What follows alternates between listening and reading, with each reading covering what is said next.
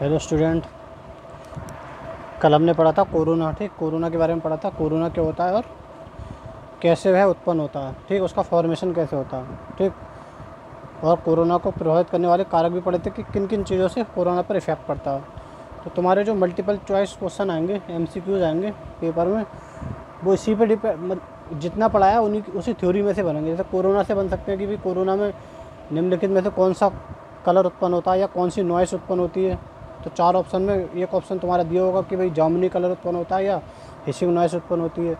फिर ये भी आ सकता है कि कोरोना फॉर्मेशन के समय कौन सी गैस उत्पन्न होती है।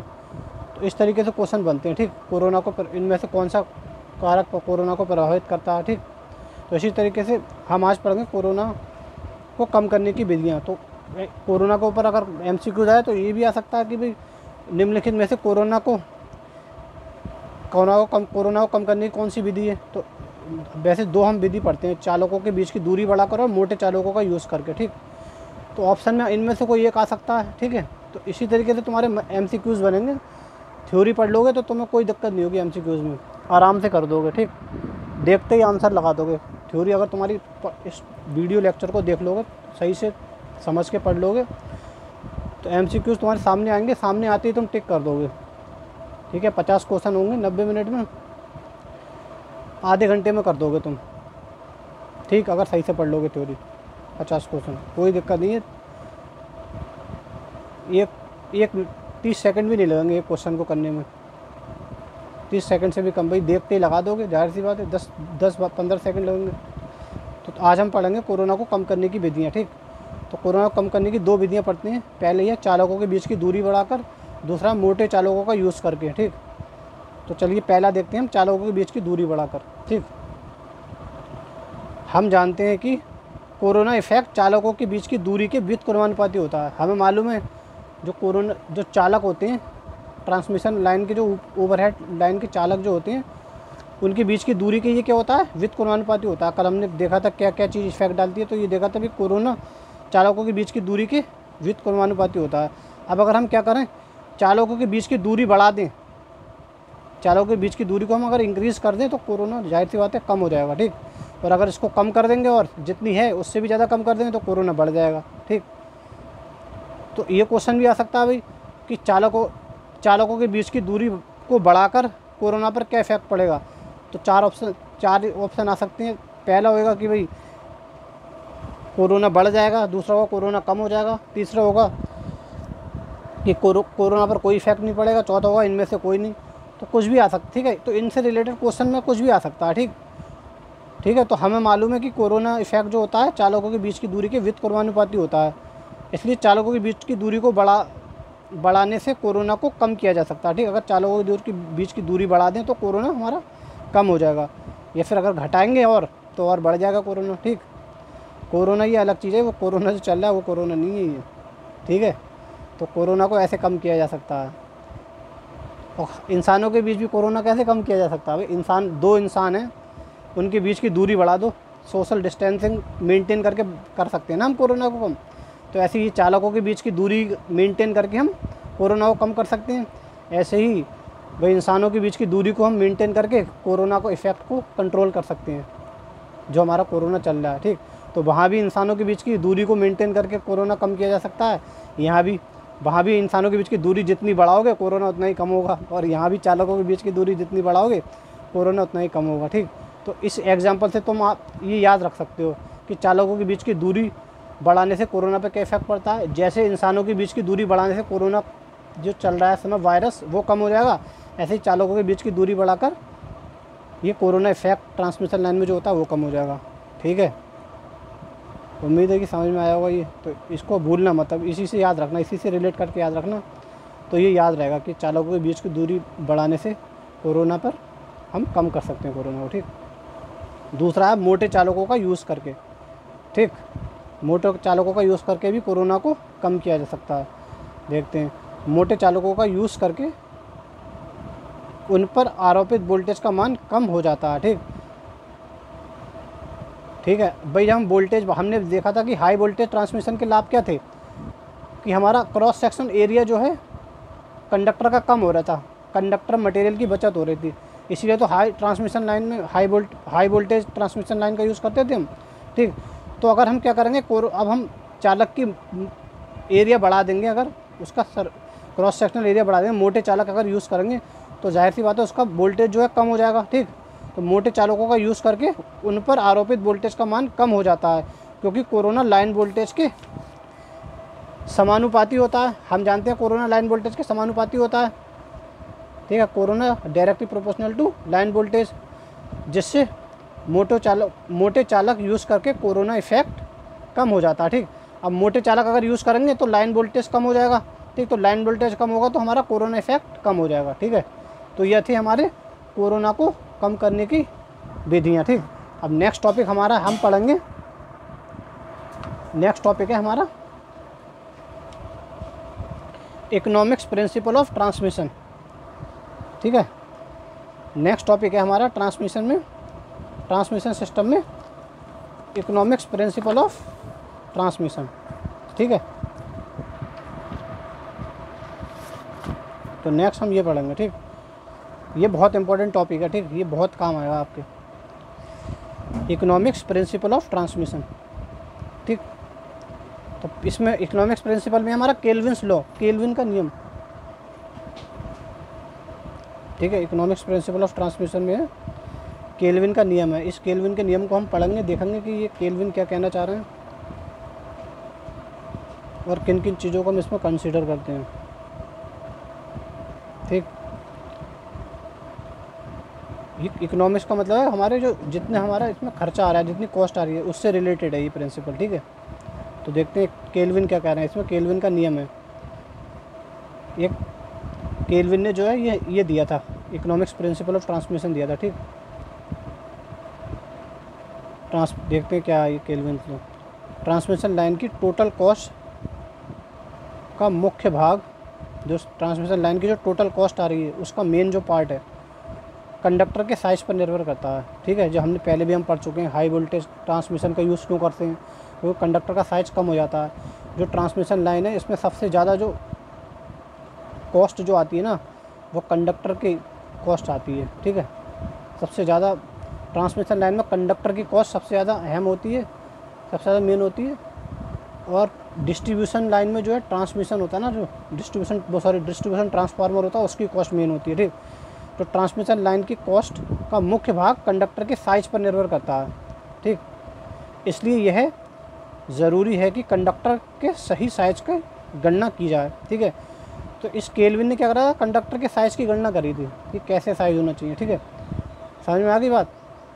जो ट्रांसमिशन लाइन है इसकी जो टोटल कॉस्ट आती है उसका सबसे मेन पार्ट जो होता है ना, वो हमारे कंडक्टर के साइज़ पर निर्भर करेगा, ठीक। तो यह ज़रूरी है कि कंडक्टर के सही साइज़ की गणना की जाए, ठीक।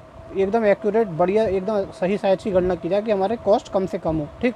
यह ज़रूरी है, केल्विन ने बताया। तो according to Kelvin's law, kelvin के नियम के अनुसार कंडक्टर का सबसे इकोनॉमिक साइज़ वह होता है जिसके लिए ट्रांसमिशन लाइन की कुल एनुअल कॉस्ट मिनिमम हो, ठीक। ठीक है, हमने पढ़ा था कि भाई ट्रांसमिशन लाइन का सबसे मेन कॉस्ट का जो सबसे मेन पार्ट जो है वो कंडक्टर का साइज़ है। तो कंडक्टर के साइज़ की सही गणना करना बहुत ज़रूरी है।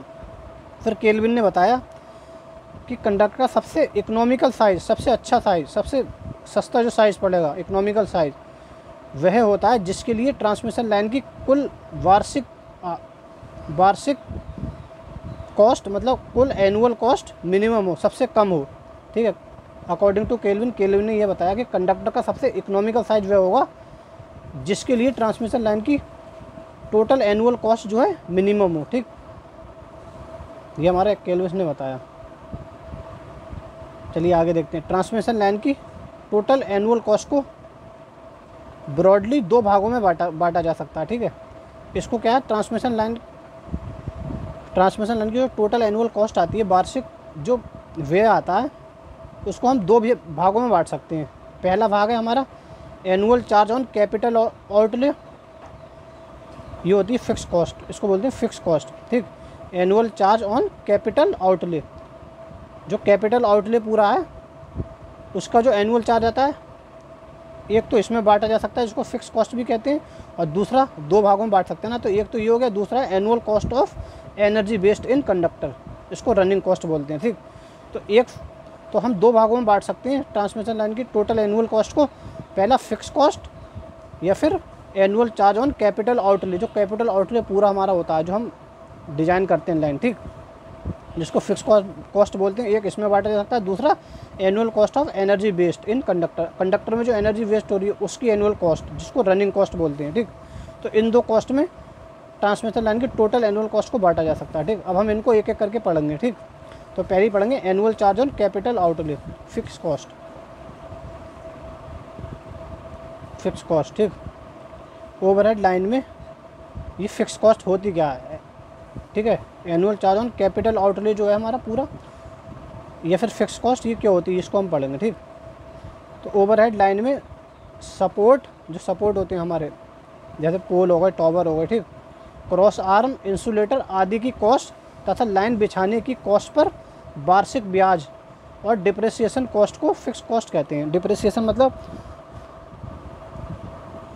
डिप्रिसिएशन जो हर साल क्या है कॉस्ट कम होती जाती है, किसी भी हमारा कोई सामान है तो जैसे जैसे टाइम हमारा बढ़ेगा, जैसे जैसे साल बढ़ेंगे वैसे उसकी कॉस्ट में कुछ कमी आती जाती है। ठीक है, जैसे हमने कोई कार खरीदी, ठीक, तो मान लो 2020 में मैंने कार खरीदी, तो 2021 में उसकी कॉस्ट में कुछ कमी आ गई, फिर 2022 में और कमी आ जाएगी, तो इसी को बोलते हैं डिप्रिसिएशन कॉस्ट। ठीक, तो ओवरहेड लाइन में जो सपोर्ट होते हैं, line support, cross arm, insulator आदि की कॉस्ट तथा लाइन बिछाने की कॉस्ट पर जो वार्षिक ब्याज आता है, जो हमने मान लो लोन लिया, ठीक, तो उसका जो कॉस्ट आई है हमारी, जो हमने जितना उस पर खर्च करा है उसका जो वार्षिक ब्याज है तथा डिप्रिसिएशन कॉस्ट, इसको क्या कहते हैं हम, फिक्स कॉस्ट कहते हैं इन सारी कॉस्ट को। ठीक, ट्रांसमिशन लाइन में इंसुलेटर, सपोर्ट तथा क्रॉस आर्म आदि की कॉस्ट कांस्टेंट होती है, जाहिर सी बात है इनकी कॉस्ट क्या कांस्टेंट रहेगी, इंसुलेटर, सपोर्ट और क्रॉस आर्म, इन सब की कॉस्ट क्या रहती है, कांस्टेंट रहती है, तथा कंडक्टर की कॉस्ट क्रॉस सेक्शनल एरिया के समानुपाती होती है। ठीक, जो कंडक्टर हम बिछा रहे हैं उसकी कॉस्ट क्या होगी, जो क्रॉस सेक्शनल एरिया जो है उसका कंडक्टर का, उसके समानुपाती होती है। ठीक, जितना एरिया ज़्यादा होगा उतनी कॉस्ट ज़्यादा होगी, जितना एरिया कम होगा उतनी कॉस्ट कम होगी। ठीक है, इंसुलेटर, सपोर्ट और क्रॉस आर्म की कॉस्ट फिक्स रहती है, कांस्टेंट रहती है, लेकिन कंडक्टर की कॉस्ट क्या होती है, क्रॉस सेक्शनल एरिया के समानुपाती होती है। ठीक, तो हम मान ले रहे हैं भाई हमें इंसुलेटर, सपोर्ट और क्रॉस आर्म इन सब की कॉस्ट क्या है, एक कांस्टेंट वैल्यू मानना पड़ेगी, और जो कंडक्टर की कॉस्ट होगी ये क्या होगी हमारे, इसके क्रॉस सेक्शनल एरिया के समानुपाती होगी। तो माना कॉस्ट ऑफ सपोर्ट, इंसुलेटर आदि हमने मान लिया P1। ठीक, इंसुलेटर, सपोर्ट और क्रॉस आर्म इन सब की कॉस्ट हमने एक कांस्टेंट वैल्यू होगी वो P1 मान लिया। ठीक, और कॉस्ट ऑफ कंडक्टर ये क्या होगी हमारी, क्रॉस सेक्शनल एरिया के समानुपाती होगी, तो हमने मान लिया ये कॉस्ट ऑफ कंडक्टर क्या क्रॉस सेक्शनल एरिया के समानुपाती है। ठीक, तो अगर हम समानुपाती का साइन हटाएंगे तो एक कांस्टेंट आ जाएगा P2। ठीक, तो कॉस्ट ऑफ कंडक्टर क्या होगी, कॉस्ट ऑफ इंसुलेटर और सपोर्ट क्या आ गई, P1 आ गई, और cost of conductor equal to P2A आ गई। ठीक है, ये क्या एरिया ऑफ कंडक्टर, जहाँ पर P1 एंड P2 क्या हमारे कांस्टेंट वैल्यू हैं।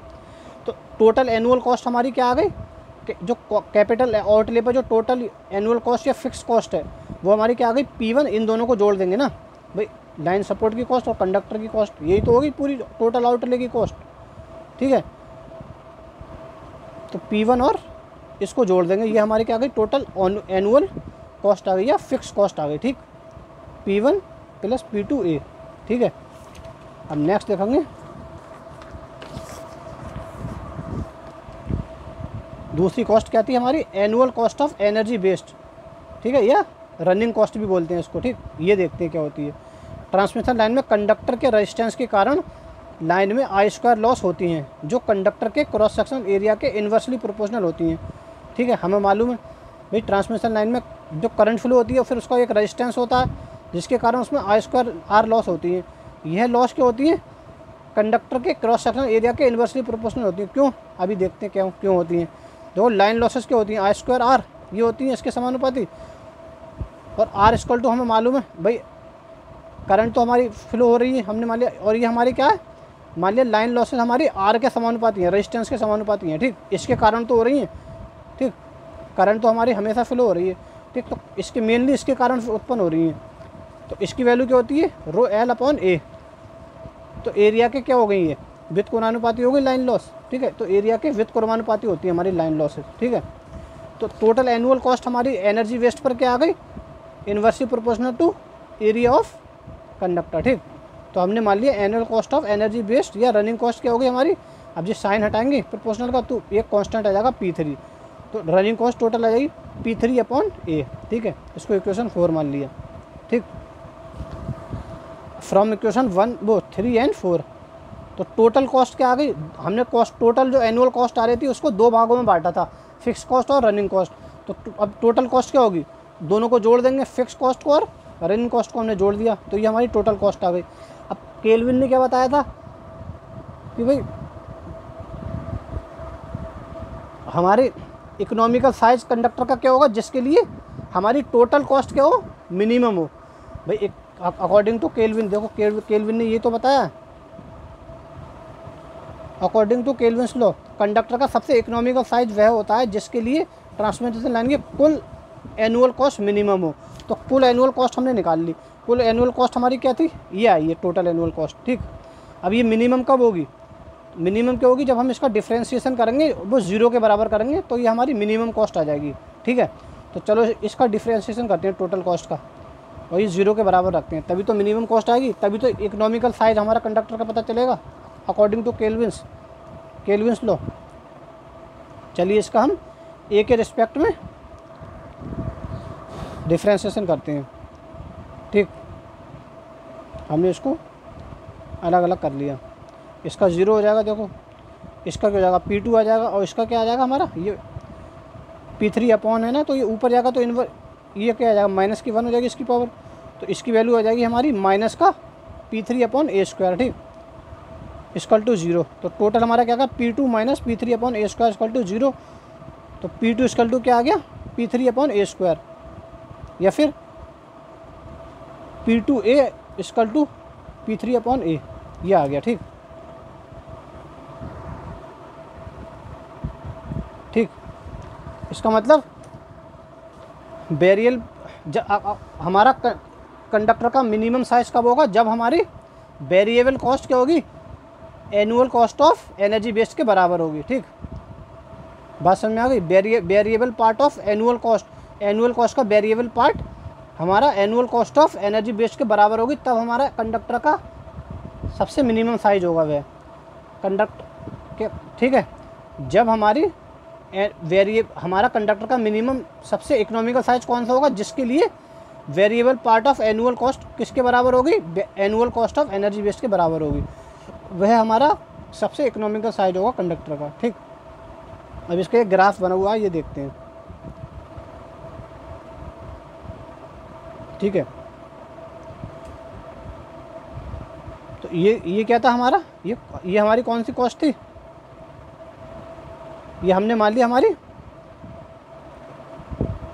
दो भाग में बांटा था हमने एनुअल कॉस्ट को, एक फिक्स कॉस्ट में बांटा था और एक रनिंग कॉस्ट में, ठीक। तो फिक्स कॉस्ट हमारी क्या होगी, ये थी ना P1 प्लस P2A, ठीक है। तो इसका ये हमारा क्या है, उसका ग्राफ है ये। और दूसरी क्या थी हमारी, देखो ये इतना क्या है, ये हमारी कांस्टेंट वैल्यू है P1, ठीक, ये हमारी P1 कांस्टेंट वैल्यू है। और इसके बाद क्या हमारा ये कॉस्ट क्या थी हमारी, ए पर निर्भर कर रही थी, ए के समानुपाती थी, तो हमारा ये एक लीनियर लाइन जाएगी, ठीक है। उसके बाद हमारी जो रनिंग कॉस्ट जो थी, annual cost of energy waste, वो क्या थी हमारी ए के वित्त क्रमानुपाती थी एरिया के, तो ये हमारा एक इन्वर्स कर्व आ गया, ठीक है। जैसे जैसे हम क्या करेंगे, एरिया को बढ़ाएंगे, वैसे वैसे हमारी एनुअल कॉस्ट कम हो रही है, देखो, ठीक है, हो रही है कम, ठीक। तो ये क्या हमारा टोटल एनुअल कॉस्ट, जो टोटल हमारी जो कॉस्ट थी दोनों को जोड़ने के बाद आई, वो वाली कॉस्ट है ये, ठीक। तो ये उसका ग्राफ है, ठीक है। तो ये हमारा क्या है, इस कॉस्ट पर सबसे मिनिमम साइज होगा हमारा कंडक्टर का, ठीक। अब क्या पढ़ेंगे, limitation of Kelvin's law. Kelvin's law हमने पढ़ लिया, अब पढ़ेंगे limitation of Kelvin's law.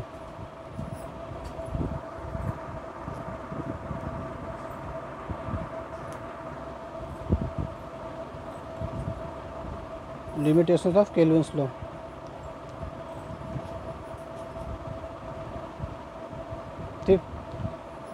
Kelvin's law की क्या कुछ लिमिटेशंस हैं उनको पढ़ेंगे। ठीक, पहला हमारा केल्विन्स लॉ 30 kV के नीचे वोल्टेज पर ही सक्सेसफुल यूज़ होता है। ठीक, अगर 30 kV से नीचे वोल्टेज होगा तभी यूज़ होगा, वरना ये हमारा सही से वर्क नहीं करेगा। ठीक, दूसरा क्या होगा, करंट फ्लो कैपेसिटी के अनुसार प्राप्त कंडक्टर साइज की अपेक्षा केल्विन्स लॉ द्वारा प्राप्त कंडक्टर का साइज कम होता है। ठीक है, जो हमें केल्विन्स लॉ के द्वारा कंडक्टर का साइज पता चलता है ना, वह कम होता है किसकी तुलना में, जो करंट फ्लो कैपेसिटी है ना ठीक है, इसके अनुसार करंट फ्लो कैपेसिटी के अनुसार जो हमें कंडक्टर का साइज प्राप्त होता है उसकी अपेक्षा जो केल्विन के द्वारा प्राप्त होता है हमें कंडक्टर साइज वह कम होता है। ठीक, ये इसका एक लिमिटेशन है। दूसरा, यह नियम तापमान को कंसीडर नहीं करता है, इसमें तापमान को कंसीडर नहीं किया जा सकता, नहीं करते हैं। ठीक है, चौथा है कंडक्टर का डायमीटर